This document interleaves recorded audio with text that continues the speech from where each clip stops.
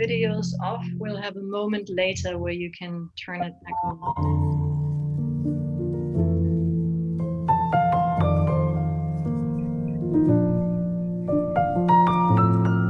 Wait for another minute.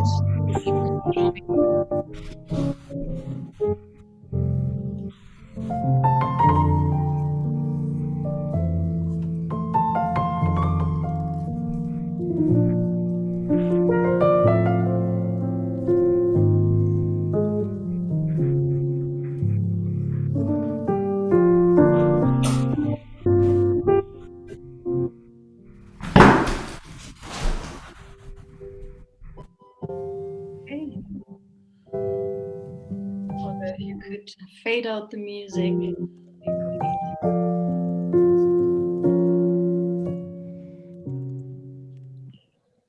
Okay, everybody, thank you so much for joining us today on this Tuesday evening.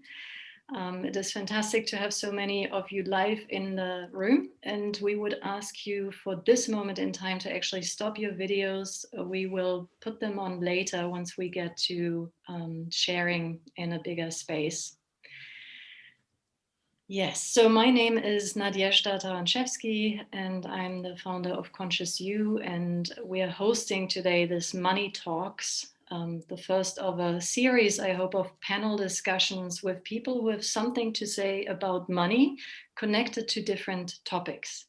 And today I have a fantastic group of very esteemed panelists with us. And before I introduce them, I would actually ask our IT specialist, Mark, to just say a few things about our setup with Zoom today. Sure. So quick few things on the bottom left. You can unmute yourself when you need to say something for later. You can also start your video, not right now though. We'll allow that feature again at a later time. If for whatever reason it says you cannot unmute yourself or you cannot start your video because you were blocked by the admin, please just write that in chat real quick and I'll unblock that for you. On the bottom, you can also click the little chat icon to bring up the chat and post questions in there. You can also later go in the breakout room. There will be a little help button if there is an issue. And lastly, in case you have a bunch of little tiles right now and you don't see the speakers too well, you can click on one of the stopped video feeds on the top right, click the three little dots, and then click hide non-video participants, and then you will only see the speakers. Fantastic. Thank you, Mark. Right, so as people are still coming into the room, I'm going to start with a quick introduction of our speakers. And the first thing that I thought about was what actually connects them. So on a very obvious level, they're all published authors. They could all be called philosophers.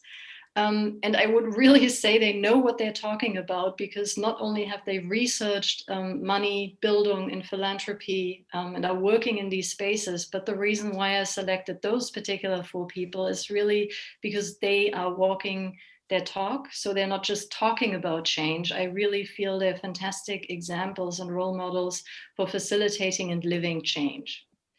So the first person I'm going to introduce is Lena. Lena Rachel Anderson is an economist, a futurist, a philosopher, and founder of the European Bildung Network. And Lena is a full member of the Club of Rome, and her latest books, because there are a number, is The Nordic Secret that she co-authored with Thomas, Meta-Modernity, and Bildung. So welcome, Lena. It's a pleasure to have you today. Thank you very much. Next in line is Thomas Björkman. He's a Swedish financier, social entrepreneur, and author. Sorry? Oh, we just had somebody with an open mic, I think.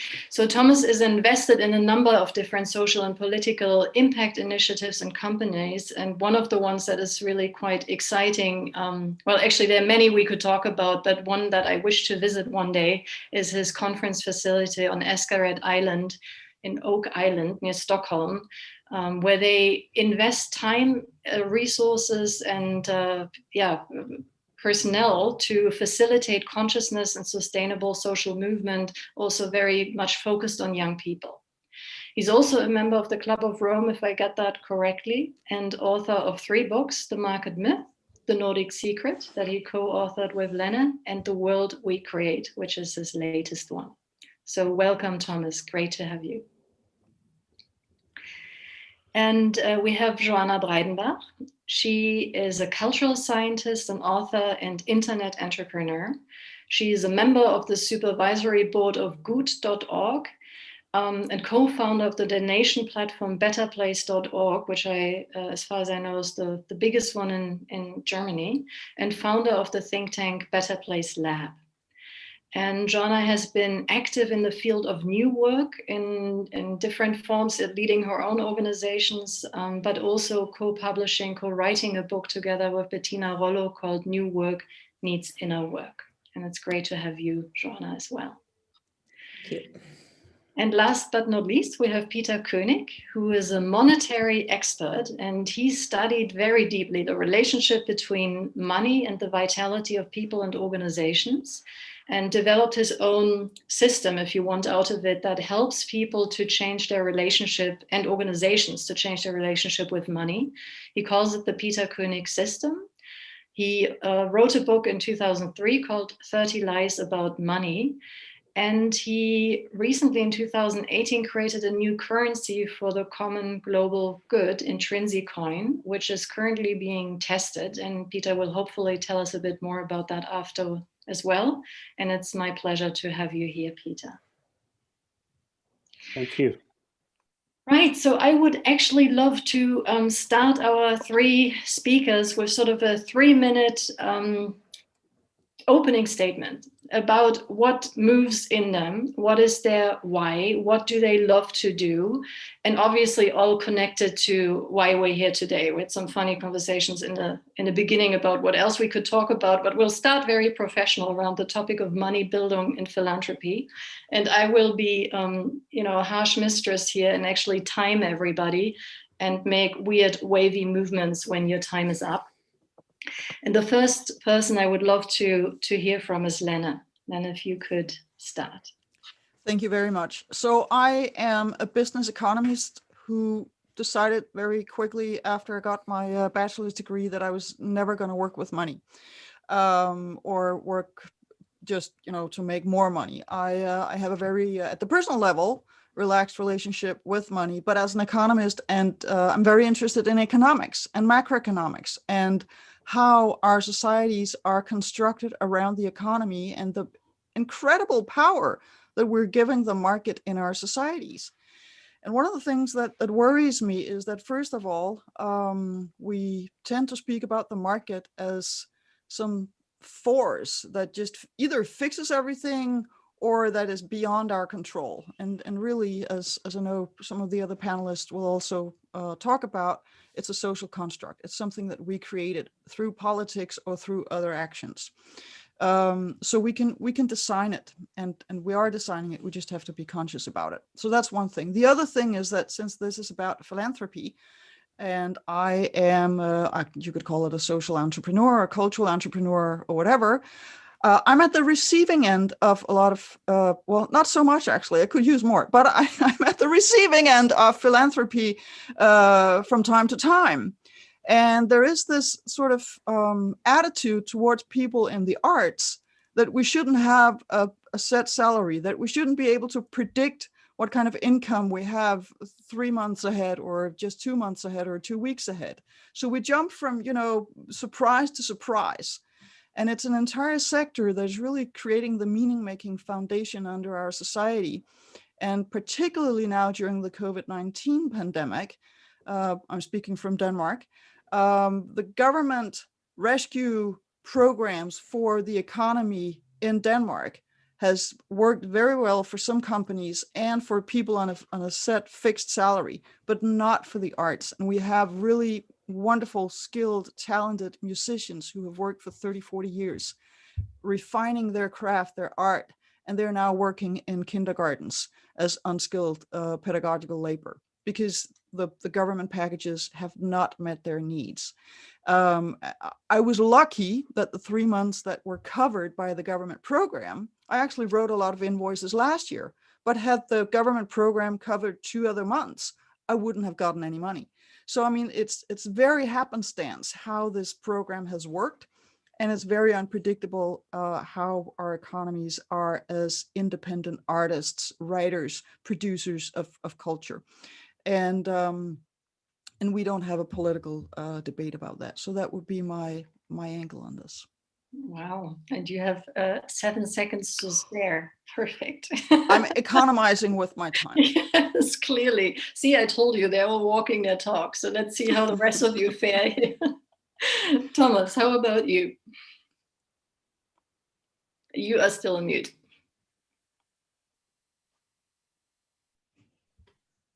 So that's better. So yes, I'm Thomas Björkman. I'm Swedish. I'm a former investment banker. So I've been working in the banking industry for 25 or 30 years. I actually started my own investment bank in Stockholm from scratch in 1990. And as you might remember, during the 90s, all the markets just went up. So it was very easy to make your clients happy. So already in 96, we had offices in Stockholm, Gothenburg, Malmö, Oslo, and Helsinki. And I moved down with my young family to Geneva to start a similar banking business in Geneva. And then a few years later, I sold both my Scandinavian and my Swiss business to the 4th largest Swiss banking group, the EFG Group, and had to commit to remain as chairman of the banking group in Scandinavia for 5 years and be on the Swiss board for 5 years. But when that contract ended in 2006, I was just so happy to leave the financial industry and also leave business. And that's when I decided to set up this foundation in Sweden called the Oak Island Foundation, Ekfärdet Foundation, and really look into the relationship between personal inner growth and development and societal change. So that was quite a shift, and I might come back to that. And also spend time writing. And the first book I wrote coming out from the financial industry was actually a book called The Market Myth. That is very much about exactly what Lene pointed out, that we tend to think that the market and the financial system is more or less a natural system, but of course it's a human-made system. And during my years in banking, I found that what I learned at university in terms of macroeconomics, the neoclassical economic thinking, where you're really modeling the market with the tools of natural science, looking at the market as a natural phenomenon, was not very helpful at all in helping me understand the market and make money in the market. So rather than looking at the market from a economics perspective, I think it's much, much useful to look at the market from a sociological perspective. Do I have another minute? You have 20 more seconds. 20 more seconds, yeah. So apart from this foundation in Sweden, I'm also the initiator of a small research institute in London called Perspectiva, and a media platform and European network called Emerge, where we are really looking into to see what is emerging in this big societal transition that I think that we are just now entering into. So that would be my introduction. Thank you.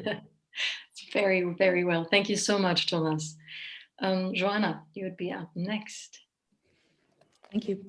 Yeah, when you, Nadia, asked me to be part of this panel, I thought, okay, what do I have to say about money? I mean, philanthropy, I can talk about quite a bit, and I will talk about Better Place in a minute and my work there. But I thought it was quite interesting. And part of the reason why I accepted was that I said, okay, I'm going to set myself the challenge to think a bit more deeply about my own personal relationship with money, which I find is a bit, you know, it's not a very intense relationship. And I think, I mean, money for me is, of course, is important, but somehow it has never been a top priority for me in my life. And that probably has a lot to do with that my family is fairly well off, and that I come from this family where it was always accepted. I mean, even though my parents were refugees after the war as kids, somehow, you know, there was this belief in the family that we date back a long time. So there was a lot of existential stability in some way, because, you know, my family comes back to the 10th century and one of my ancestors is Martin Luther. So there was, I feel, a certain kind of, you know, subtle stability in my family system, which made that I have many other existential worries, but not about money. And so in a way, and then I met my husband when I was 19. So we've always been sharing money. I've always shared money with my friends. You know, we always said we are the real socialism as university students. And then when I started to look for a career or what do I want to do in my life, it was somehow never important for me to make money, because, you know, I want to be valued, and that's part of how we show value in society. But it was always much more that I wanted to self-express, and that I felt an urgency to do something about, you know, what I saw was not right in society. And there's an urgency in me to, you know, look at social injustice and to look at a lot of the existential angst and anxiety and, you know, people are feeling across the whole money and social spectrum, of course. And so I do feel that I have a strong opinion about money, that it's something which has to circulate, which has to flow. And so I love, you know, what we created with Better Place as a crowdfunding platform, that we enabled many people to contribute to a goal which they share. And over the time, I've also become more conscious about the role of money, and I've also become angry, because I see that a lot of philanthropy is actually done by people who want to support their status quo, who think they can have the cake and eat it. You know, I think if we really want social change, then we really have to also look at our own privileges and you know, the feeling of entitlement that I earned this money. And so that's something I feel very strongly about, you know, this, how can we create a society which has a different attitude towards where money is, or where value is created, and how do we express appreciation, you know, through money, but also through, you know, just, you know, yeah, a lot of appreciation and social, also reputation. And I think I stop here.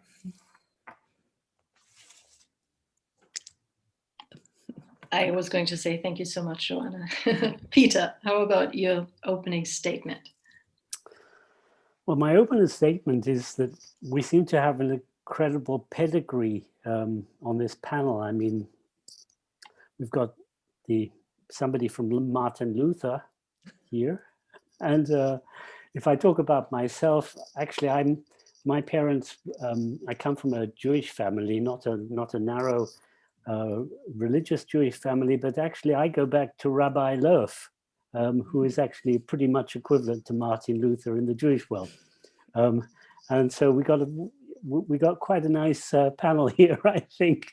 You're raising the expectations now, Peter. In our genetics, to start off with, and God knows what an Anderson and a Björkman, where they come from, but we'll spare those Nordic roots for the moment.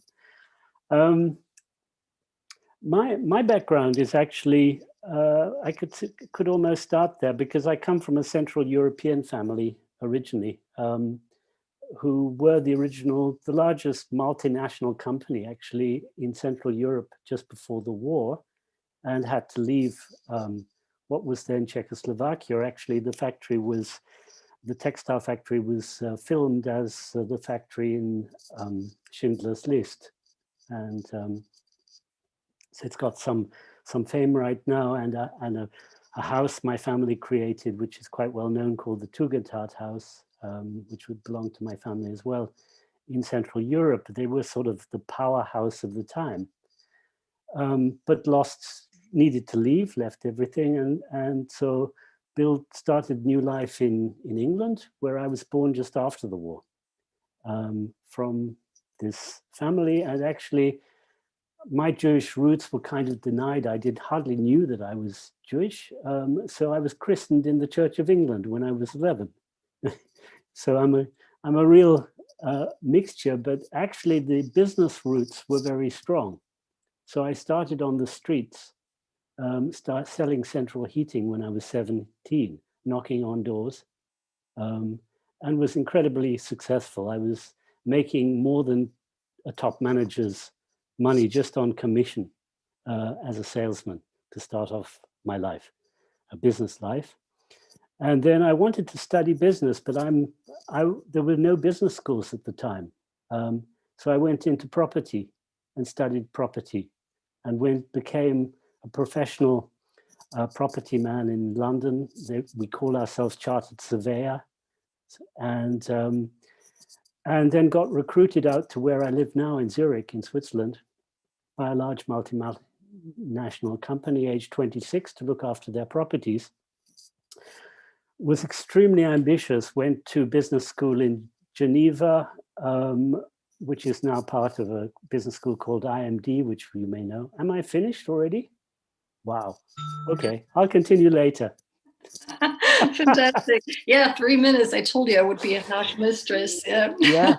So that's great. That's great. That's all I want to share for the moment. Thank you. Thank you, Peter. Well, and for me, it's fantastic to see sort of the flow of personal history into the stream of what you guys are all doing today, because in a way we are never free, of course, of that part of our family's history, and it goes with us wherever we go, and it influences choices that we make and responsibilities that we feel and privileges that we have.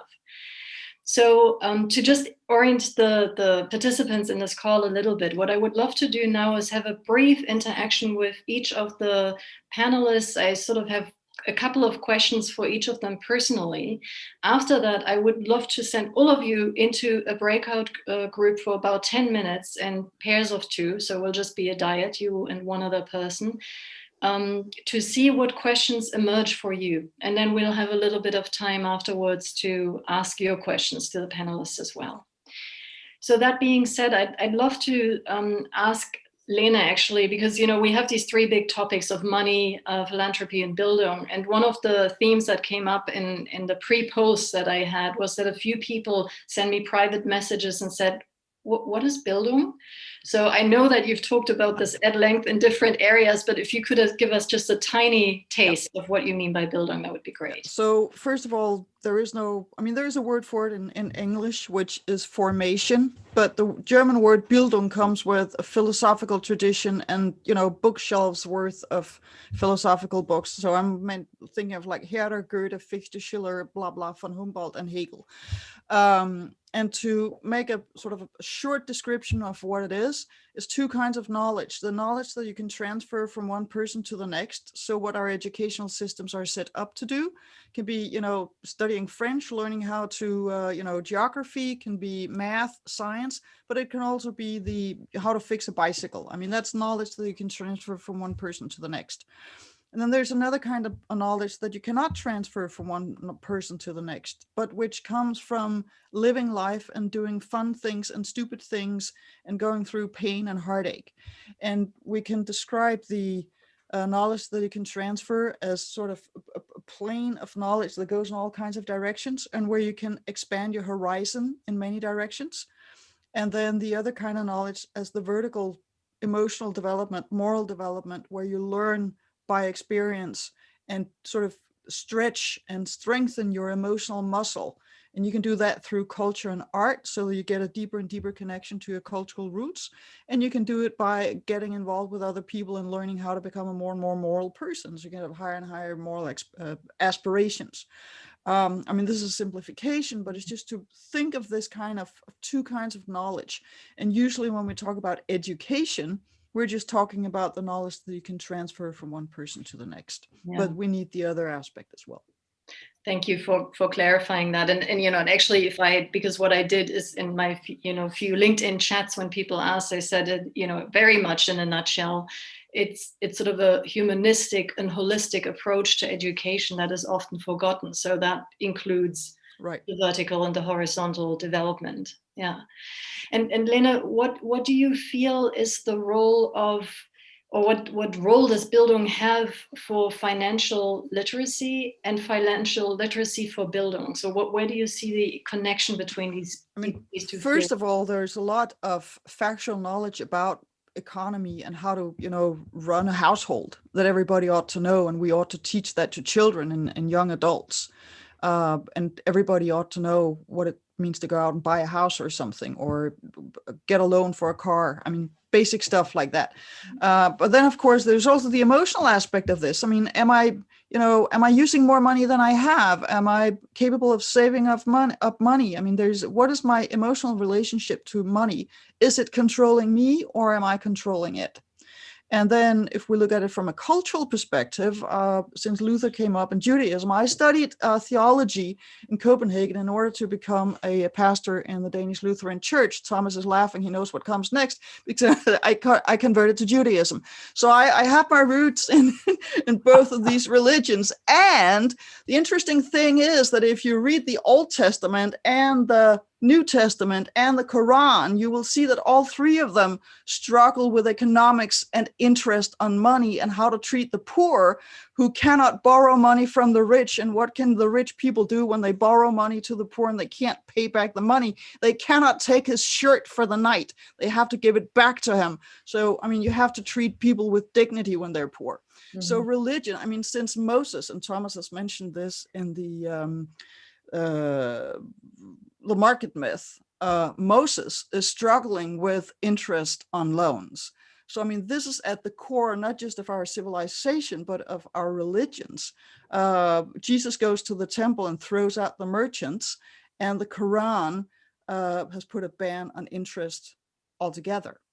So the Muslim tradition has had to come up with a different model for, rewarding people who lend money to others.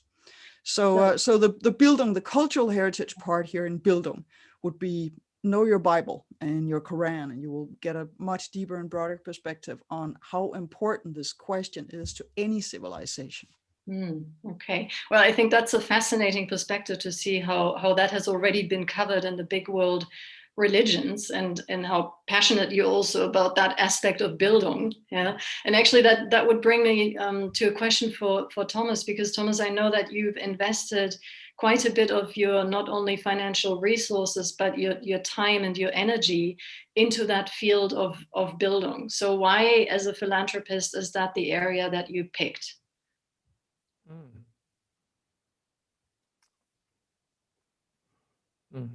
I think that we are right now at a very critical phase in human history.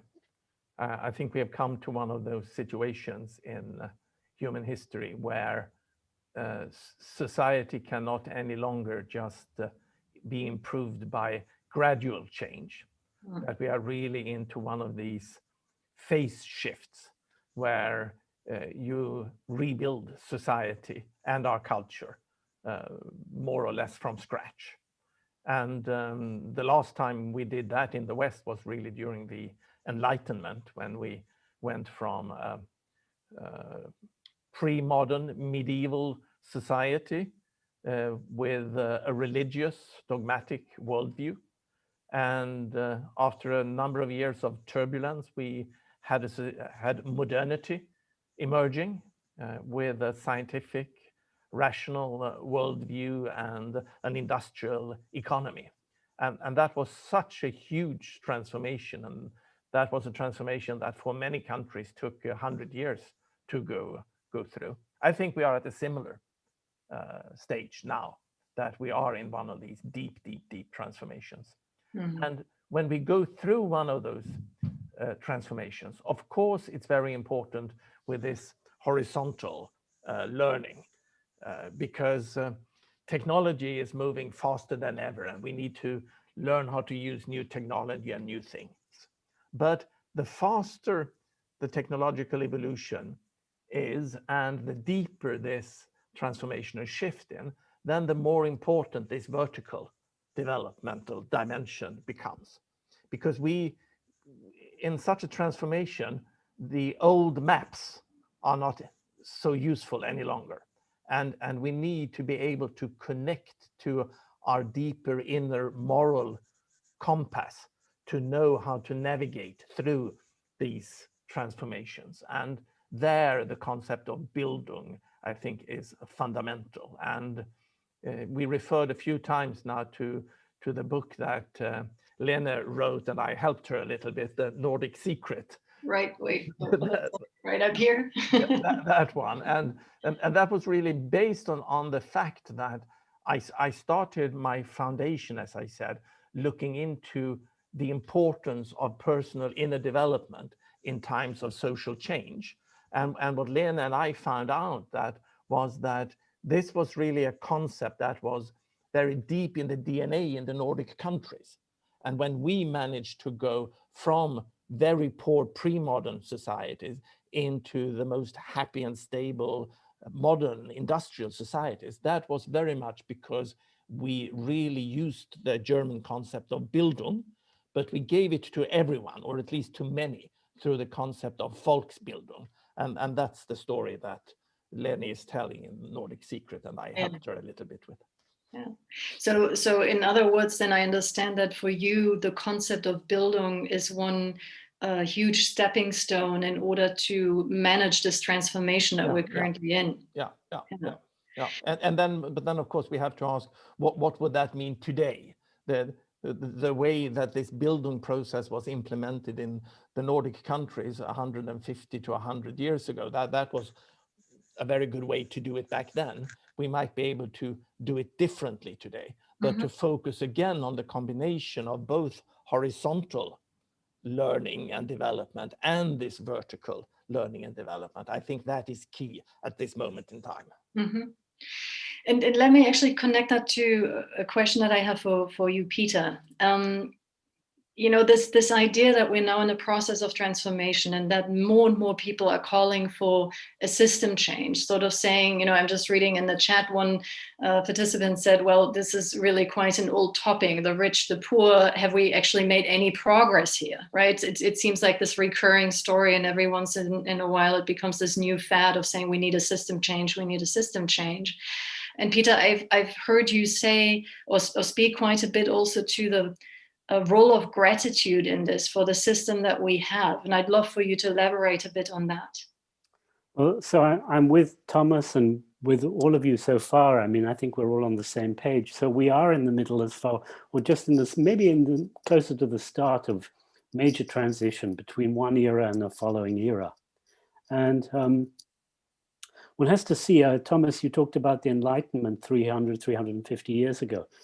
So the system of money we have right now was created as a result or during this period of Enlightenment by, actually, in my history, it was created in the UK, in England, by Samuel Hartlib and the people around him, John Locke and Isaac Newton and others. And it was, the purpose of it was to propel science and industry. And the interest rates that were created with that, the paper money that was created was radically new, and the interest system was all designed, the whole thing was designed for science and industry and linear production. And it was brilliant. It was the most brilliant creation, and it succeeded fantastically. And if we look at Nadia, you're talking about gratitude. If you look at what we're doing right at this very moment, without this creation, we would not be on Zoom right now. So we can look at all the problems that we think, climate change, inequality, all the world problems we have right now, and we can just focus on those. But if we just focus on those, we're missing something. We're missing something which I call gratitude for our forefathers and what they've created and the benefits in the pharmaceutical industry and all these industries that we take almost for granted right now. We don't give them a second thought. And my problem, if I have a problem with some of the people who are looking to reform and create new things, is that there's not sufficient appreciation of the very things that they're using to create the new. So they're criticizing the system that they are part of. You know, most people are using normal money with normal bank accounts, but they're not giving any appreciation. They may be criticizing the very system that they're using in order to create the new. And what I say to that is that it's flawed. You can't go from A to B starting at C. You have to start at A. And that means starting with this with a gratitude and thankfulness for where we are right now, and not seeing it as perfect, but seeing that we're in an evolutionary process, and the excitement of the possibility to evolve. That's our challenge. So I love this statement of the excitement about the possibility to evolve, and I'm often wondering about what does it actually need to really implement a bigger change, right? And where do you start, and then how far are some of the movements that we have here also contributing to maintaining a status quo? And Joanna, so one of the questions I have for you is actually, because of course, when you founded Better Place, it came from this idea that people who have benefited more than others from the current system that we have, and the willingness in their hearts to give something back and to be even philanthropists on a small scale, because it doesn't have, not everybody's Warren Buffett or Bill Gates. How would you sort of see that notion in ourselves, I want to make a difference, I want to change something, versus the criticism that is often connected with, well, but don't you just stabilize the current system and where it is and sort of quiet your own conscience? Isn't it just a form of Ablasshandel, as we would say in German? Yeah, I mean, there are many questions in this one question. So let me see. I mean, I think we started Better Place because we were amazed and thrilled by the potential of digital technologies. And what we also saw, that digital technologies were very often used more in order to stabilize or to optimize the existing system. And I agree with Peter completely that, I'm very grateful for, the improvement in quality of life and, the access to just chances of, and opportunities which we have. I mean, 50 years ago, there was still lynching of, blacks in the USA. And, I mean, there were so many things which, now, even when we look at a country like the United States, we think is completely dysfunctional. Still, when we compared with the 1950s and the situation, I am very thankful to where we are right now. And so I think Better Place was really a point where we thought we can use digital technologies to create part of this new system by really making something which is much more decentral, which empowers much more people to participate in a system. And I fully believe that everybody in themselves has this urge to contribute. That's just life. Yeah? And you need to be very traumatized, I think, if you don't feel that you want to also create something and express yourself. And so for us, that was the way of really enabling connection between people through very new trust mechanisms, which, filtered by algorithms and by a platform, which is that's mind-blowing, that you can now trust people you've never seen before, but, because there's an intermediary, which is an internet platform. And so there are all these potentials, and I'm thrilled by this new opportunity. At the same time, we still see, of course, when we look at the major business models of digital companies, we see that they are more, creating a new precariat, that they are really still very much in this paradigm of extracting maximum profit, financial profit, and not looking at, a more of a triple bottom line approach, whereby you then look at, a financial return, social and ecological return. And that for me is, this crucial shift which we are in right now. And for me, the main driver is very much also this vertical connection, which all of you have been speaking about, I mean, I've experienced that myself in a way. I'm definitely a child of this Leistungsgesellschaft, achievement society. And I mean, I grew up with very much these values of productivity and efficiency and rationality. And I love my mind. But over the years, I've come to understand that really that is a very limiting horizon. And that this, this instrumental rationality, what Horkheimer called that, we do have access now to a new value horizon, which cherishes more, that we are empathetic feeling beings who suffer when other people are also suffering. So we can expand our, the circles of compassion, and there is so much more opportunity out there to become a more fuller and richer self, and to show yourself more fully, and all of these things which more are part of this paradigm of, development of potential, inner growth in our work. And so for me, that is really interesting. How can we take people on a journey to change, really? I mean, I think it is a subjective change in you, whether you see the world in an efficiency driven mode, or whether you see the world in a different, in a more whole way, and in a more caring way. And I'm fascinated by how can we make this more of a mass movement and more of a mass experience for people, that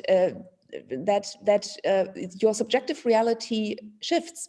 And I think philanthropy will shift with that. We now have effective altruism, which is a philanthropy model, which is very much in this, I would say, in this old paradigm still rooted.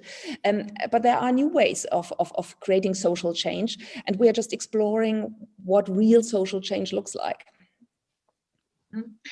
And within this real social change and, the new future that at least, I would assume most people that are with us tonight are hoping we can create and see a real need to be there. I'm also wondering, what is the role of potentially new currencies? And I'd love to ask Peter a bit about the currency that you've developed and why you feel that is different in any way to other currencies that are now out there and being used. Thank you, Nadia. Well, let me just sort of preface by saying we're really at the starting point of this on a small pilot, and it'll take a few years because the potential for, I believe, for what we're doing is actually very big, and it needs to be very, very, very well founded. So what's different is what's really key, and what was key in the time of the Enlightenment was the design. It's all about design. So you have 2 minutes for this. Okay. Just saying. Okay. So the key is design. So what happened though is they designed a new system. It's called a fiat system, and the key now is also new design. So one of the reasons that Bitcoin, for example, and the new coins are not new at the end of the day is because they're exchangeable for the dollar. So immediately they reach a certain size, they get appropriated by the main system and become appropriated, they become part of the existing system. So a key aspect of a new design is that you have a new currency which is fit for purpose, and the purpose is to trade. And the purpose for my system is that people would trade things that they love to create and love to serve others with. So the cultural aspect will be love. And, it's a system for people that love what they do and do what they love. And the currency will be inexchangeable. Technically, technologically, it will be not capable of being converted for any other currency. So it will be fit for its purpose. So it's got other key design aspects, but I'll leave it there for the moment. Well, maybe one quick question about how is it mined? How is it created? Where does it come from? Are you the bank? It will be created. This is another feature, but I would exceed my 2 minutes if I continue. I'll give you one more. Okay, we'll do a deal here. Okay, the key feature, it'll be the first currency which is actually democratically created by the people. All other currencies up to date have either been created by the government or being created privately, like the fiat system at the moment. This system has in its design that you can't just join the system, you have to invest to be part of this system first. And you become part of the system by investing 250 hours of your time in doing something that you love for somebody else, which will be put on the blockchain. So you need to have somebody else that will also confirm that you have actually performed a service or created a product that you've loved to do. And you will get, for each hour, you will get a 1 coin. And then when 250 hours are up, you will be able to trade within this system. But it means that with your 250 hours, you are actually creating the currency in the system. There's no central creation of the currency. Okay, and we had a question already by Joanna about that. Yeah, I'm curious because, you know, the philanthropic and altruism research I know seems to suggest that it is counterproductive to tie, you know, voluntary work and the work of love to money, because people seem to be disincentivized actually to then share and contribute when they get money, which seems, you know, a bit absurd, but I mean, maybe not so absurd because really people see that these as two different value spheres. I mean, is that a thought which you are having with this is where we need to go into the vertical Bildung, and everybody needs to do the conscious you, Nadia's conscious you. Because isn't it a crazy, Joanna, to think that you shouldn't get money for doing something you love?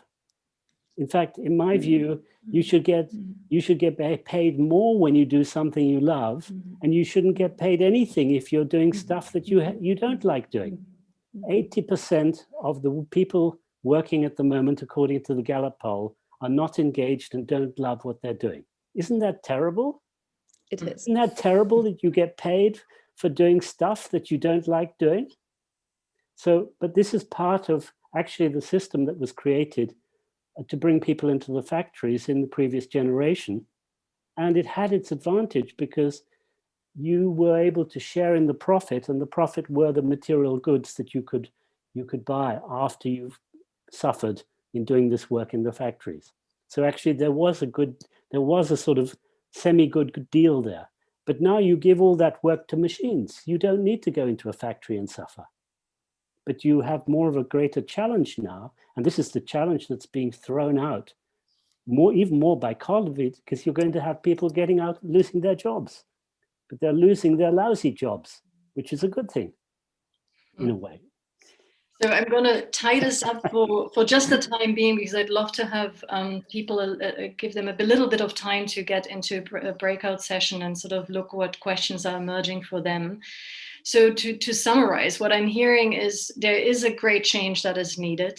In order to facilitate and master this change, we need a couple of things. One is gratitude for the path that has already been walked and the results that have been created up until this point, as imperfect as they may be. Another piece of it is we need to invest in Bildung, and especially sort of in this inner work piece that seems to be very tightly tied to untangling the relationship of money and work, and then sort of placating myself with consumerism because it's the only joy I end up having in life, and rather see, can we switch the system to something where we do get paid for something that we love doing. So I will post something in the chat now, which is your very quick instructions for the breakout groups. So when you find yourself in a breakout room, the first step is to set yourself a timer, reflect for 1 minute on the question, and then you can talk about whatever you want for the rest of the time that you might have. Oh, and now I forgot to post a question. So the first question is, what do I actually feel in my body, and what is my mood right now? Hang on, body. What is my mood? And what is emerging for me at this moment in time in terms of topics or questions I wish to ask? So we'll see you back here in 10 minutes. And Mark, if you could hit the magic button, that would be great. Yep, and as I said, if there are any problems, there will be a help button on the bottom. In case someone drops, just yell for me and I'll put you in another room. Okay, see you very soon.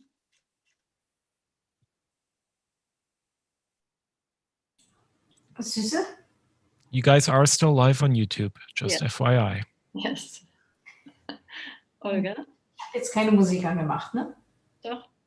So for anybody who might be watching in the live stream, this is a perfect moment to take a break and get a glass of water. And we will put on some music in the background and see you back here in 10 minutes. Yes.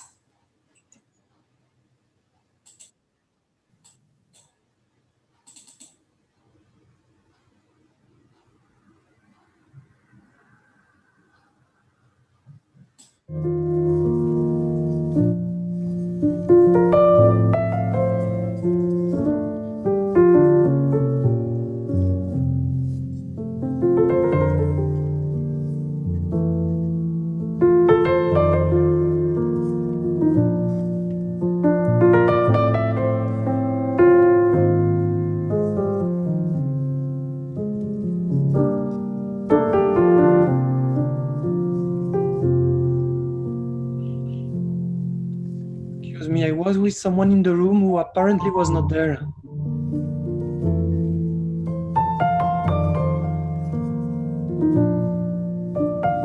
I'm sorry, somebody just said something.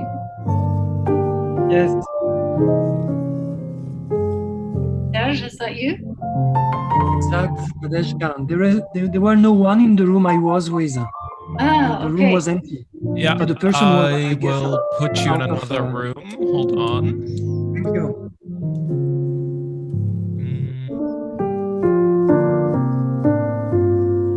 Right, you should be able to hit join breakout room on the bottom.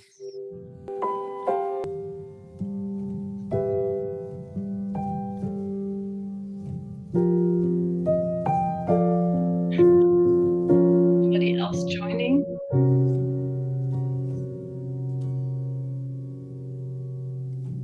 Yeah, I'm having problems in the breakout session. My partner didn't show up, so that's why I returned to the main session. Okay, I think you guys just Did it again? Mark, do you have another room?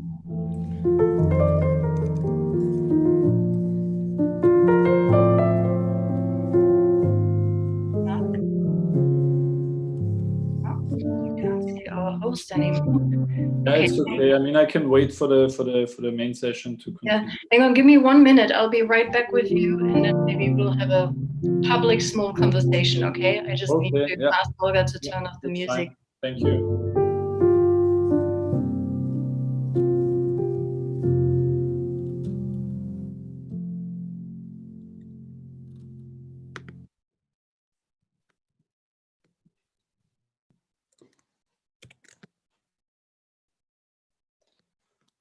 Josef, if you want, you can turn on your camera. So with whoever is still left floating here, we'll just have a private conversation. Videomodus ist immer noch deaktiviert. Ah, okay. Well, then I will speak to you. Mark, are you here? Yes, I was helping another room. I'm sorry, a couple of people in here, I see.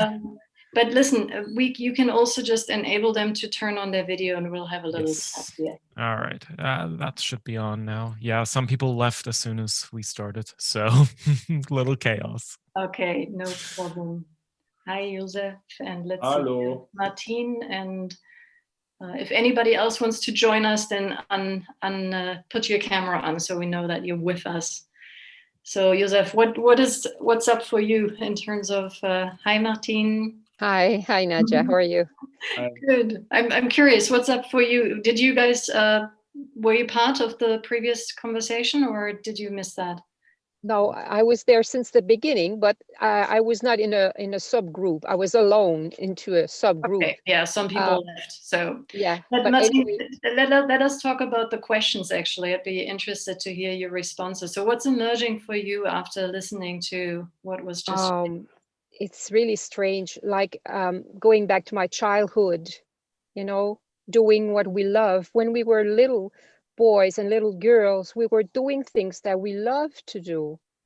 And then when we started to work on the labor market, wow, this is where it changed. And really, I'm really going back to my childhood when I think about doing what I love and loving what I do. And this is what is changing right now in my career.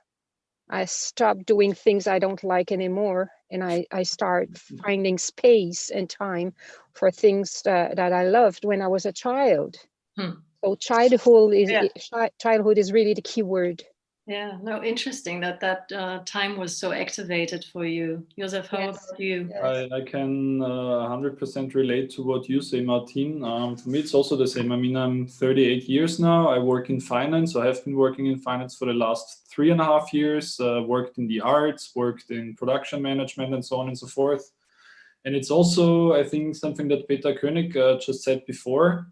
The Gallup poll or the research that they did, I mean, it's amazing, right? We do jobs that we do not like. I mean, of course, we are privileged in a way. We are able to choose normally what we work, but still, I think that's something that is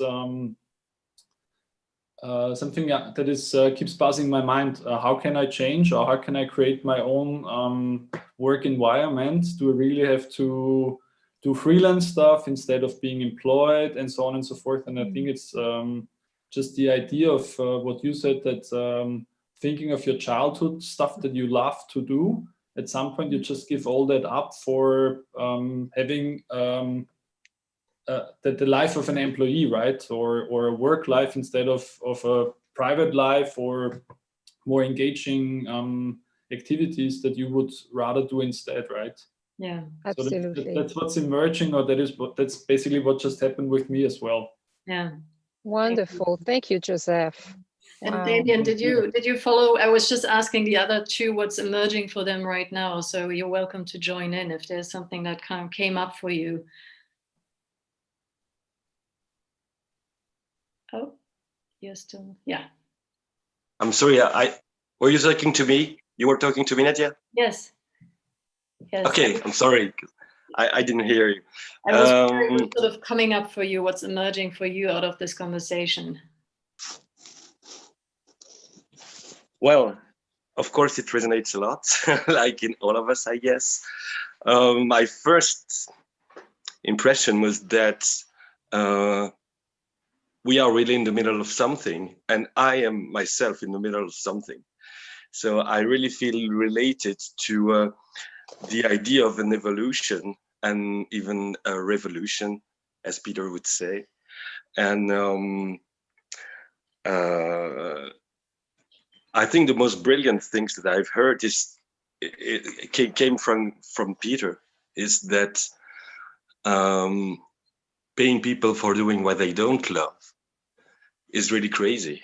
And that's what I'm trying to help others to do as a lawyer and as a coach.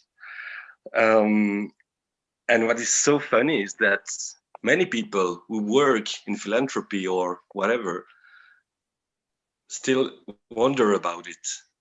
Is philanthropy, is it normal not to be paid when you do good for the greater amount of people around you? And the question that was asked, like, people feel hindered from help others if they are paid for it.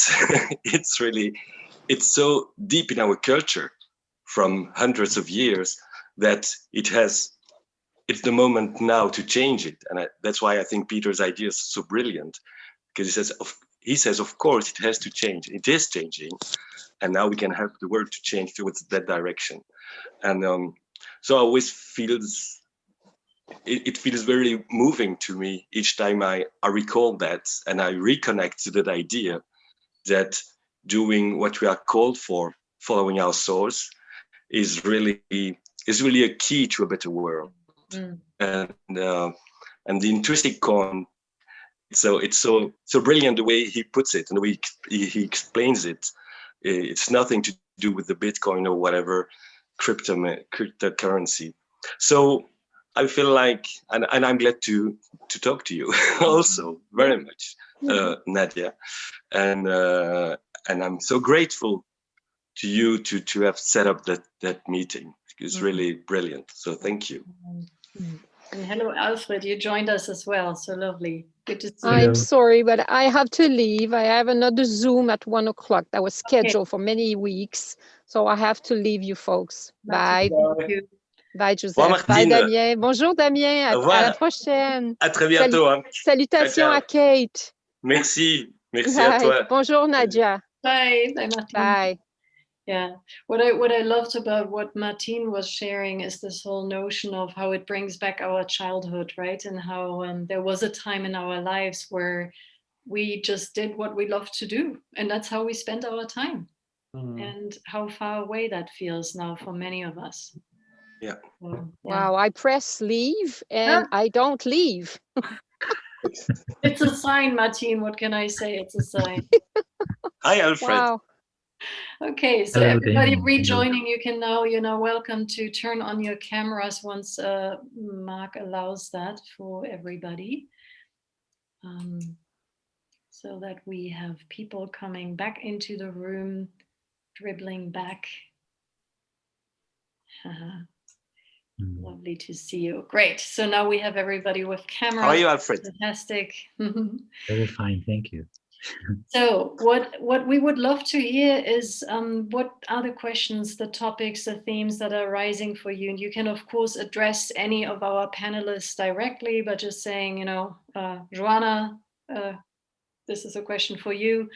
I'd love to hear what is alive in you, what came up. And actually, you know, some people, because of technology working the way it does, we were stuck here with a few people in this room. And then Martine was one of the ones that said, when Peter was talking, what it brought me back to was sort of thinking of my childhood and how as a child, I would always engage with the things that I loved, because that's what children do, right? And before we trained them to do otherwise, that's sort of the natural flow of things, is to invest their time and energy and resources and attention in that space. And feeling that that's the path she wants to take again, is getting back to that place of feeling that's the next thing that I want to be doing. That's what I love to do. So just to share a little thought from our little breakout. And Money Martin, Martin, you're up. You have a question. You have to unmute yourself. Yeah, thank you. Yes. So my question goes to Thomas, and where is she from Denmark? She's not here Lena. in my panel. Yeah, Lena. I just would like to ask, so talking about Bildung, I mean, let's put it, you know, let's put it into the direction really of financial and monetary education, or Bildung. You know, I think the Bildung, or the educational institutions right now, are run by the existing and being installed power structures, right? So Bildung is not, you know, in the vacuum. It's delivered by the existing power structures, the schools, the universities, everything. And they have some interests to educate into a certain direction and deliver a certain Bildung. So I wonder, how can the critical financial or monetary Bildung be delivered to a critical mass of people if you can't use the existing media structures or the existing Bildung structures? If I can give an answer to that, because that is actually what the Danish folk high schools in the 1850s did, exactly what you're asking about. So the transforming the Bildung philosophy to a folk Bildung philosophy in Denmark, and then Norway and Sweden copied these schools. We call them folk high schools. So it was for the young farmhands from when they were 18 to 25. And one of the actually Swedish sources that I found in the research was a description of what do these Danish schools do. And one of the examples was, so there was this retired officer from the army who was teaching these farmhands about capital by using the Socratic method. So the folk Bildung of the Danish folk high schools has always been a conversation where people asked questions more than they were just taught things. So there are pedagogical methods for this. I'm not sure to what extent the folk high schools, which are still around all across the Nordic countries, are actually still this active in providing democratic political empowerment for young people. But that is where it started. So we do have a tradition where understanding economics from a much deeper perspective has been part of the curriculum, if you can even call it that. And then, of course, since this was for young farmhands and young farm girls, and the purpose was to give them the knowledge that would allow them to become skilled, productive farmers, they also learned a lot about microeconomics and how to, you know, take care of a farm and buy the right stuff and take care of economy in their own little local economy. So it can be done, but you're right. The way that we teach it now is not necessarily Bildung or folk Bildung. It's more education in the OECD PISA kind of understanding of what education is. Thank you, Lena. Yeah, I might add to that I think technology is very much democratizing this educational space. And I see my young adult children, most things they learn from YouTube videos and other things. And of course, there are a lot of crap out there, but there are also a lot of good things. And if you are looking and searching for the good things, you can actually access good educational stuff today in a way that we couldn't do 20 years ago. Then you had to go to a university to get this sort of education and knowledge. And when it comes to alternative economic systems and alternative economic thinking, even if the universities are still very much in the old neoclassical paradigm, you see a breakthrough of thinking in terms of behavioral economics, complexity economics, institutional economics that are addressing this field from completely different angles, both spreading in academia, but definitely online. So you can find a lot of interesting stuff out there and learn alternative views. Thank you, Thomas. And Cristina Vicario, you had a question. Hi, Cristina. Hi, thanks, Nadia. I have a question. I was amazed to see that the faith came so early to the conversation, and I have a question to Peter and to all others, right? So first, what might the three monotheist religions be projecting onto money? To Peter, and then to all others.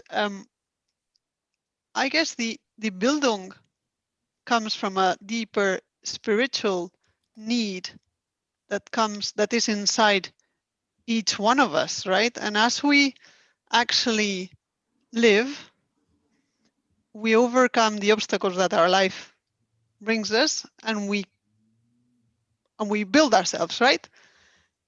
And that's what actually allows us to build the new. What are we resisting to today that could help us empower each one of us and build the new societal structures as a collective? I think we have to work in the individual, but there's something, I feel there's something there that collectively we are addressing and we can't break through at the moment. That's my feeling. And so I wanted to hear your views around that. You specifically called on Peter, so let's start with Peter. The question was, what are the monotheistic religions projecting onto money? I think I need to give that some further thought. It's never occurred to me before. But I would say this much, that with regard to my work and those that know it around projections, and of course Nadia is representing it wonderfully with the Conscious You program, we are dealing with individuals here, not with collectives. So I tend to look more at, I would like to be in touch with an individual representative of each religion rather than to be saying this religion or is projecting something. So I don't have an answer right now. So Peter, one of the things that I've heard you say a number of times is when you looked at bigger initiatives that try to bring about structural change, but the people who try to bring about this change were actually people who hadn't done the inner work yet, that they had managed to replicate the very shadow they were trying to run from and what they were building. Yes, I would say that if you look at not just all the religions, but have a look at all these spiritual movements, if you like, that you're involved in or you know. And how much are the leaders of these movements, all these religions, really looking at their own relationship to money? This is the key, because if there's a shadow there, which is not conscious, it will actually manifest itself right through the movement. So that you see many of these movements, which are actually not creating sovereign, really, let's call it sovereign spiritual individuals. They're creating followers, disciples who are kind of addicted followers, addicted disciples. I actually did have a project, but it's a project for the future because my ideas usually come far too soon. But I have a project which is called the Project for Emancipated Discipleship. And I'd love to get these spiritual leaders together in a room, the main spiritual leaders in a room together with the question, how do you create emancipated discipleship? In other words, your disciples will be totally sovereign and free, and not sort of running after you all the time as fans. So Peter, we'll leave that for another one of our possibly money talks, because it's an important topic. But I'm just looking at the chat here, and I'm wondering, Joanna, if there's, if you feel at all called to answer a question that Sarah posted, sort of reposting Eloise's question around the new currencies like Bitcoin. Are they continuing to be for rich people? Do you have any thoughts on that, Joanna? Well, no, I mean, I see the culture of which Bitcoin and the cryptocurrencies, which I know, they do come out of a very specific culture. Yeah, they do come out of a semi-libertarian, often, very anti-state kind of ideology. But they are a whole mix of other motivations. But I do feel that there is a specific, very male, testosterone-driven way to talk about the new paradigm, and which is also very atheist. So I'm thinking about people like Sam Harris and people like that, who are into spirituality, but without any really higher being, or without any connection to something which I would say transcends human rationality. And I feel that Bitcoin, for me, or many of the proponents of Bitcoin, are part of that. But I mean, I do think that it does have a very strong, I mean, I'm fascinated by this. And for me, I don't understand the phenomena of cryptocurrencies well enough. But I think it has to do a lot with who is actually putting this out there. Yeah. And many of the people who I see in this digital space are not the people I would particularly want to hand my future over. Yeah. Which brings us back to what all of you are actually connected by, this focus on inner work and how important that is, because otherwise we will continue to replicate, the same problems over and over again in the new structures that we're attempting to build. Thomas. Yeah, I just want to build on the question there about the collective aspect of this, and to say that, yes, I believe that our personal inner development is very important, but we should remember that this personal inner development is also best done in a collective, in a group. We need the group for this to happen. But then on top of that, when we are really changing these structures of our society, the way that, for example, money and the market is functioning, then we do that mainly through legislation. So we do that through collective action. And for collective action to happen, we first need collective sense making. And it feels right now that we are in this big shift, that we are just so incapable right now of any collective sense making. So before we have somehow developed our capacity for collective sense making, which might be related to our own individual development as well, to be able to make sense on a higher level, but also in a collective way. Until we have done that, I don't think that we will see any major shifts in our collective social reality, like around money or the market. Not any very deep ones. Yeah. And adding just a cryptocurrency won't change anything. I mean, that's so compatible with the existing system that it's an interesting experiment, and it will make some other people rich, but it won't change the system.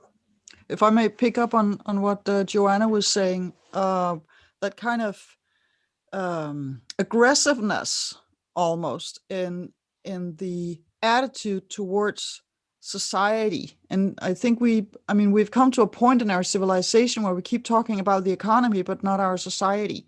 So money, the market is sort of this, as I said, is almost a force beyond our control. And since I've studied both economics at the business school and theology at the University in Copenhagen, I can reveal to you that whereas the theologians were actually thinking critically about God and doubting that he might exist, the economists never doubted that the market would fix stuff.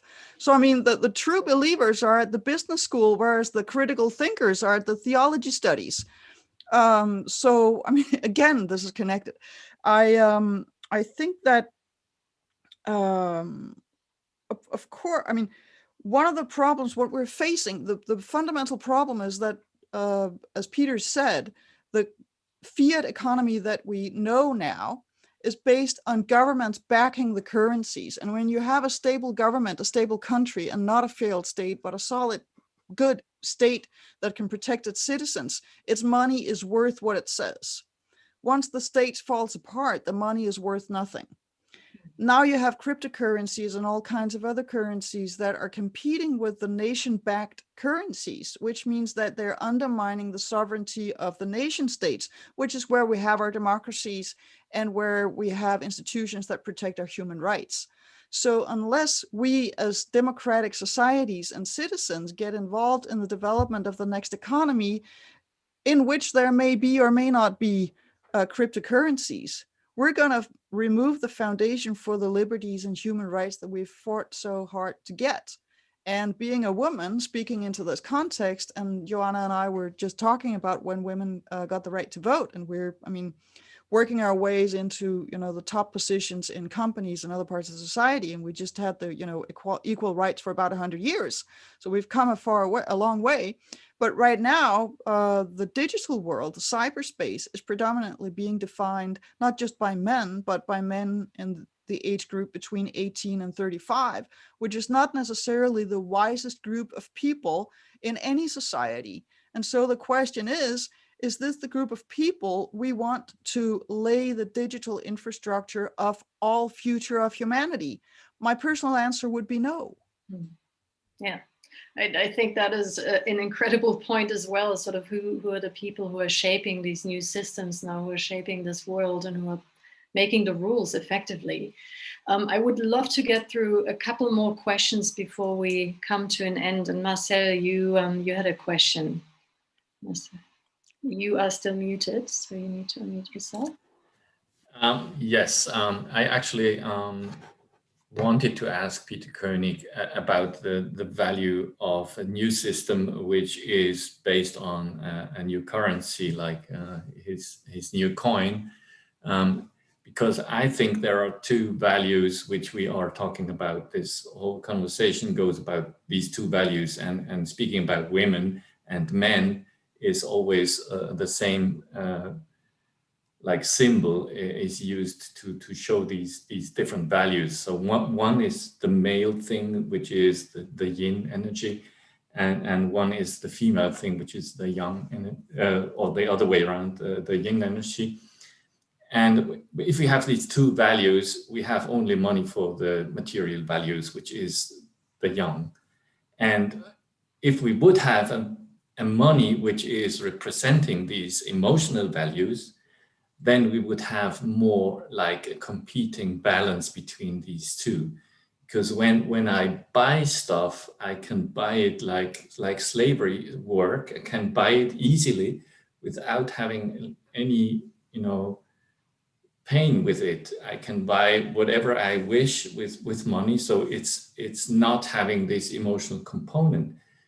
If I get money for my salary, then Marcel, can I interrupt you? Could you narrow your question a bit so that yes, the point is, I think you can buy also good things with the real money, but if you have an alternative money which is representing the good or the emotional value, then it has to also go in the other direction, like a point system, like the miles and more systems, things like that. And I think there is an exchange rate between material value and emotional values, because you can buy good things and with the normal money. Don't you think, Peter? You're muted. I'm not sure exactly what the question is that I'm not being asked to answer, but I would just refer, I think I know what you've developed a new system, Marcel, which I looked at, and if I can just explain it very briefly, it looked like if you're doing just a good money deal for somebody else, you should get positive points. If you're trying to save money and get the cheapest deal, you get negative points. And or no points. Or no points, or there's some kind of other balance sheet. And I see the logic in that. But actually, the father for me of your idea is one of an old good friend who passed away last year, Bernard Lietaer, who referred to the yin currencies are like the local and regional currencies. which you could say Bitcoin and these new cryptocurrencies are a follower of, but they are not pure because they're being created by the men, as far as we're hearing today. So they are maybe yang in a certain sense too. So I feel it's a bit difficult to try and divide things into masculine, feminine, yin and yang as far as currencies go. And I haven't, with intrinsic coin, my coin, I haven't tried to do that. So I think it gets complicated. Yes, of course. And I also think when you buy things like fair trade stuff, you also pay more because you also get back this good feeling that you are using your money for something good. But these labels, these fair trade labels, you cannot really use them to buy something else, which is good. So there is something like you lose the actual value that you give. You get back labels which have no additional value in any case. So what I would say to this is, I've got a video of where I'm going with my system, the Congress next year, of a picture of a Fiat car, an old Fiat car from 1974, and a new Tesla, which is not the latest car because there's one called the Raza, which is even newer than this. But actually what I'm seeing is happening now with all these reform ideas, like, if I may say with respect yours too, we're all trying to sort of re-engineer the fiat in some way. And my belief is that if you succeed in putting in a new fantastic quiet diesel engine, you're going to find that the chassis is going to come apart. And then you repair the chassis and you need a new brake system. You repair the brake system and the lights will fall out, So I have a feeling a lot of the energy is going into trying to do stuff with the present system. And if I follow Thomas and I follow myself, actually what we're really after is evolving something like, if I take the Tesla as an example, this is not an advance on the Fiat, it's actually a computer. It's a computer on wheels. We're talking about a completely new kind of evolution. And my belief is that's the direction, well, my energy is going for the new monies and the new and the future of money. Something. And you're not afraid of having new design. So I will cut you guys off here. Sorry. I would like to narrow this in a bit again, and we need to start wrapping up or moving in the direction of wrapping up.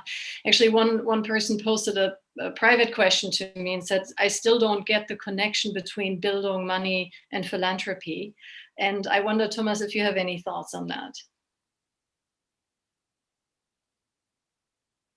And you're muted still.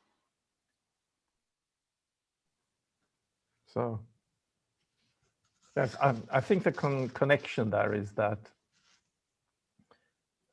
we are in an old economic system where philanthropy has played an important role, but it's really, from what I see, an outdated role in the way that you should have rich people patching up the faults of a non-functioning system. And what is really needed to sort of move beyond both the present economic system and the present functioning of philanthropy is really a collective shift in worldview and a collective shift in consciousness. And that starts with our own personal individual development. And Bildung has historically been a very strong force for facilitating that development and empowering individuals to become these independent disciples that Peter is talking about, and actually become authors of not just their own lives in a deeper sense, but become also authors and co-creators of society. So for me, yes, we need the Bildung, or whatever we would call this, emphasis on personal development and empowering and emancipation in order for us to be able to transcend the present systems of money and philanthropy into something that is completely new. And for me, just tying back to where Peter started there with gratefulness of the development that we have gone through in the world during the last couple of 100 years. I think that one key in this transition might also be when we collectively can shift our minds from a scarcity mindset that humanity has been operating within, at least for the couple of latest 1,000 years, into a mindset of abundance and generosity. And hopefully we are entering in a technological era where perhaps we cannot have all billions of us humans cannot have everything that we want, but hopefully we could have everything what we need to live rich lives. But in order to make that shift, and it's also a shift from acting out of fear, more acting out of generosity or even love, but for that to happen, we all need to go through both individually and collectively an important shift. Thank you. Looking at the clock, unfortunately, we'll have to wrap this up, Elodie. You are welcome to send me more questions, and I will see if I can get them to the panelists afterwards. But you know, Thomas, one of the things that you said earlier was sort of the collective sense making, and from my perspective, part of the collective sense making is that we begin to also have conversations about money, to bring this into our space, to have it be part of a, like we talk about, you know, buying groceries at the store or buying clothes, or where we want to go on vacation, to have money be part of that dialogue and to have a collective sense-making process on that level as well. And so one of the things that I actually asked our panelists, because they were in breakout groups too, as you were in breakout groups, was to see what they could learn about and from their partner that they talked to. And I put Lena and Joanna together, and Peter and Thomas. So I would like to connect sort of your closing statements, whatever you as the panelists are walking away with, or one last thought that you want to give into this group, also with something that you learned about your partner in this breakout group, whatever that might have been. And so if you're okay with that, Joanna, I would call on you first. Yes, half a minute. Well, I learned about Lena's that, you know, she had a deep multi-perspective moment when she found herself without any money, and suddenly she was, even though it was only for a few hours, she felt that she was really accessing a different state in a way, and realized how full of shame and helplessness it really is to be without money. So for me, I took away this empathy and the importance of really, I'm an anthropologist, so of course of field work and participant observation and of inclusiveness and multi-perspectivity. And my closing sentence is also to many of the people who wrote, how are we having this discussion? Isn't this very exclusive, and isn't this very privileged? And I do think it is. And I think that's a big problem, because I do feel that we are also living, also us reformers live in this bubble. And I really wish that we had more conversations really across the spectrum, and really just cross this divide and talk about people who with very different views, and also different educational levels. I think that's really important, that, you know, we have separated the people who have a good education from those who haven't, and we have such a moral, also like a moral disdain for those who haven't evolved themselves as much. So I do think Bildung actually has also a big shadow in that it can also separate, not in the way you understand it, Lena and Thomas, but in education has a big shadow. Thank you so much, Joanna. Lena, I'm handing directly over to you. Yeah, so I mean, there were two words that Joanna mentioned, but they were also part of my story, which is anger, or being furious, and shame. So there's a lot of shame in not having money and having to beg others for money or ask for money in uncomfortable ways. And then there's the anger when you see people with a lot of money who do not contribute to, you know, useful things, or where as a philanthropist, you're withholding your money and trying to steer projects in a different direction than where the project might want to go.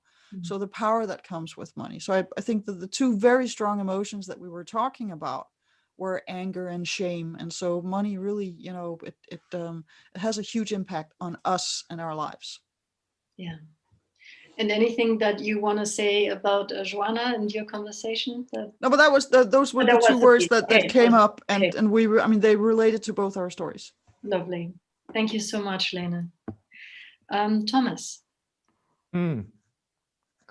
So my final reflection might be on yes, we need to talk about money, and we need to have a broad discussion about money, but we need to talk about money in a different way than we usually do. We usually take money for granted. So we need to really zoom out and be aware of the fact that even if we might not individually have power to be not depending on money, or we cannot individually reform the money system, we should be aware of the fact that we collectively have that power, and we should discuss what we want to do with that power. And then reflecting on my conversation with Peter, I would say that I was surprised to learn, or not surprised, or happy to learn that Peter had some of these personal development, vertical development movements in life, where you have more or less an awakening, a metanoia, as the Greeks called this, change of mind, change the way you not only look at the world, but the way you feel in the world and react, and what is important and salient to you. And that Peter is driven a lot by love. Thank you. Thank you, Thomas. And Peter, over to you. You need to unmute yourself. Thank you, Thomas. Thank you all. My final reflection is that, as you were sort of saying, Nadia, these conversations need to continue, and they need to deepen, both for the individual and the collective. The collective, I think, there's a lot of, we're a lot in the dark about the collective, and my sense is that really this does need to focus still a lot more on the individual, because it's too easy to escape into the collective. Whereas I know from my work, and I think many of you who are watching know from your work, that when you do touch the individual at the deepest level, you're also touching the collective. And I have a feeling that some of the work on the collective right now is almost like an escape. So I just mentioned that as a thought. With Thomas, what impressed me when our sharing together was here's somebody from the financial services industry, right in banking, right in the heart of what some people think is a terrible place to be, but actually it's very rare that somebody in his position actually leaves and does what he does.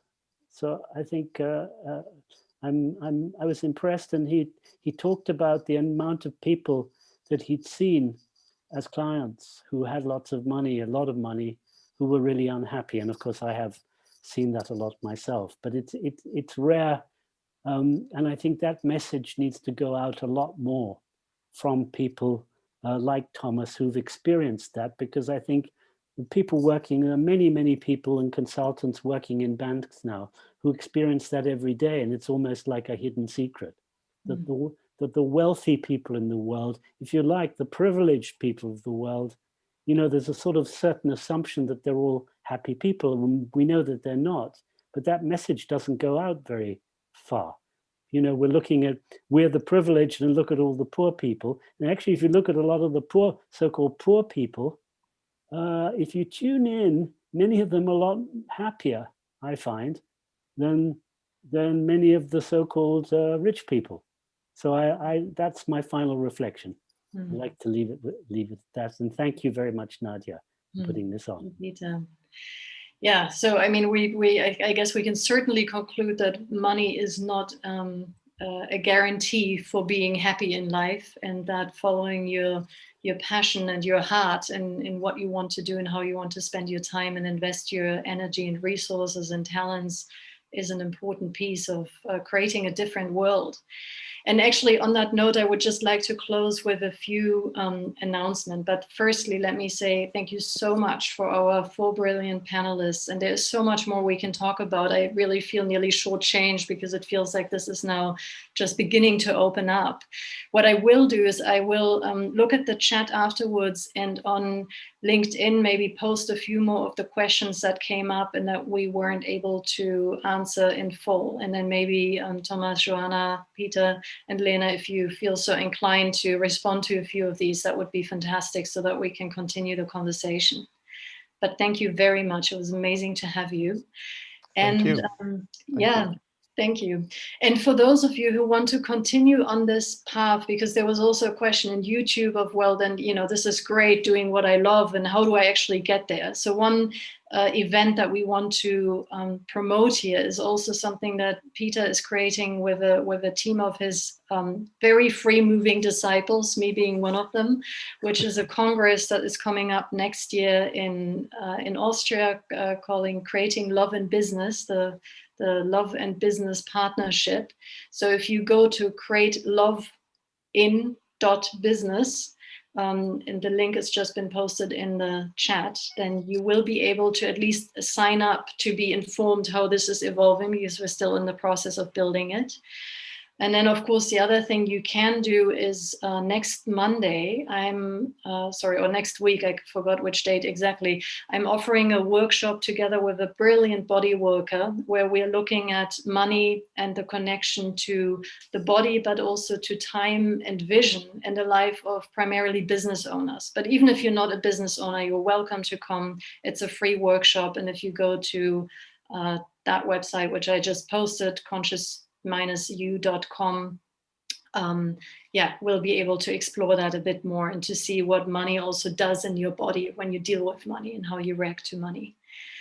So I think this is bringing us to the very end of this session. So we have a little ritual in all the Conscious You programs. So if you were so nice to unmute yourself, everybody, and then stretch out your arms and tickle somebody else in one of the panels that you see to just create a little bit of a body connection before we go. Pretend you could reach over and touch somebody else's hand. And thank you so much. And we shall see you very soon, I hope. There will be more of these money talks to come. So stay tuned, connect with us on LinkedIn, and have a wonderful evening. Bye. Thank you. Bye. Bye. Thank you. Bye. Bye. Bye. Bye. Bye. Thank you. Bye. Bye. Panelists, if you want to stay for a brief checkout, that would be great. It's still around. Happy to see you. Bye. Hi, ciao. Bye.